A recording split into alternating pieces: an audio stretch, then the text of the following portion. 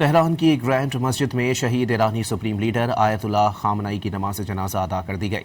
ان کی صاحبزادی، بہو، داماد اور کم سن نواسی کی نماز جنازہ بھی ادا کی گئی۔ آیت اللہ جعفر سبحانی نے نماز جنازہ پڑھائی۔ صدر مسعود پزشکیان سمیت ایرانی قیادت، 100 ممالک کے وفود اور لاکھوں افراد نے شرکت کی۔ نماز جنازہ کے دوران رقت آمیز مناظر دیکھنے میں آئے۔ بیٹے فرتے جذبات پر قابو نہیں رکھ سکے، شدت غم سے نڈھال ہو گئے۔ سوگواران بھی پھوٹ پھوٹ کر رو دیے۔ سیکیورٹی خدشات کے باعث سپریم لیڈر مجتبی خامنئی سیکیورٹی خدشات کے باعث شرکت نہ کر سکے۔ غیر ملکی میڈیا کے مطابق شہید رہبر اعلیٰ کے 3 بیٹے جنازے میں شریک ہوئے۔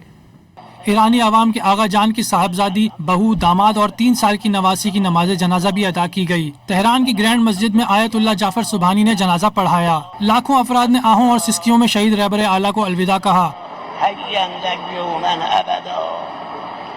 ایرانی صدر مسعود پزشکیان سمیت اعلیٰ حکومتی عہدیدار اور عسکری حکام نے نماز جنازہ میں شرکت کی۔ اسپیکر پارلیمنٹ باقر قالیباف اور ایرانی عدلیہ کے سربراہ غلام حسین محسنی پہلی صف میں موجود تھے۔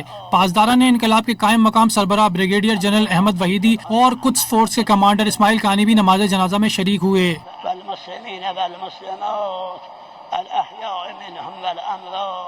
تہران کی گرینڈ مسجد کے اطراف کی سڑکیں بھی شرکا سے بھر گئیں۔ نماز جنازہ میں انتہائی رقت آمیز مناظر دیکھے گئے۔ شرکا نے ایران اور سرخ رنگ کے پرچم تھام رکھے تھے۔ جسد خاکی نماز جنازہ کے لیے لایا گیا تو شہید رہبر اعلیٰ کے بیٹے بھی فرتے جذبات سے رو دیے۔ شہید رہبر اعلیٰ کی کم سن نواسی کی میت نماز جنازہ کے لیے لانے پر مسجد میں موجود خواتین کی آنکھوں سے اشک بہہ نکلے۔ ماتم بپا کر کے کم سن شہید کو پرسا دیا۔